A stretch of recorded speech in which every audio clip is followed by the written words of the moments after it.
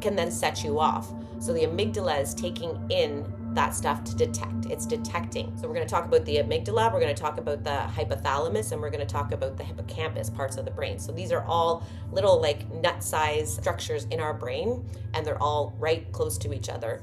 So the amygdala detects the danger, and then the hypothalamus, that's the command center. So the hypothalamus is going to be responsible for sending out, they're going to carry messages to the body. And so the hypothalamus will command. So it gets the information from the amygdala. Okay, there's danger. Now let's send out some cortisol is a main thing. We're going to talk about that. Send out some cortisol so the body can respond to the dangerous situation that is presenting itself. Now, after the hypothalamus, it's the command center. It's going to activate that fight or flight system, and then it's going to produce these hormones like cortisol. It's going to react, and then it's also going to then bring things back into homeostasis, bring things back into balance after your body. We should, after the dangerous situation is over, come back into homeostasis. But the problem is we are inundated with stress, which is fearful thoughts all the time. So our body is challenged at getting back to homeostasis because we won't allow it.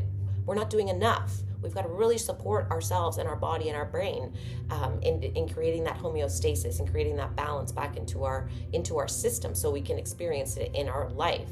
So the hypothalamus is like an alarm system. It sends it out to the body. Alarm, alarm, alarm. To send this hormone cortisol throughout our body and creates muscle tension. It increases our heart rate. It stops digestion. It increases our blood pressure.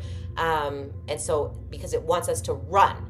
So it's going to create muscle tension because it's going to send energy to the muscles so we can run for our lives, to save our lives. The problem is that we are not running. Our life is not in danger. We just feel that way. I remember as a child, they'd be like, oh my God, Lisa, you make life or death out of every situation. Well, I was traumatized. So everything felt like in my body, it felt like a life. I felt like I had to survive. And it felt like a life or death situation, like my life was in danger. You know, when someone's tone was aggressive because of the abuse that I had gone through. So when we have cortisol running through our body, that's what happens. Now, an excess, we're going to get an excess of cortisol if we don't get our bodies to come back to homeostasis. You know, when we're stressed in traffic jam, and then we get to work and the boss says something to us that makes us fear that we're going to lose our job, and then a friend calls and says that she's ill with a life-threatening disease, you know, so we get stress after stress after stress.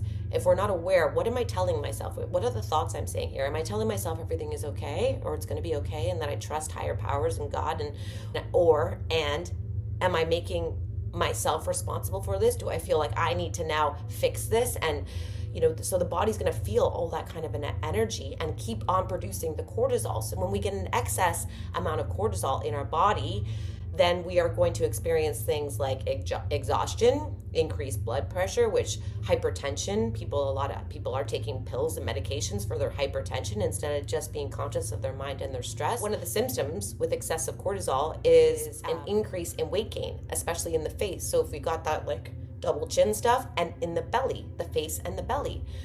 Interesting, because a lot of our breath work is all about a face inhale into the belly and out. So we're accessing those two anchor kind of points. So when we get an excess amount of cortisol in our body, increased blood pressure, exhaustion, increased muscle tension, also anxiety, poor sleep, bloating, same with the belly, right? Attention problems. We can't pay attention because the amygdala is firing.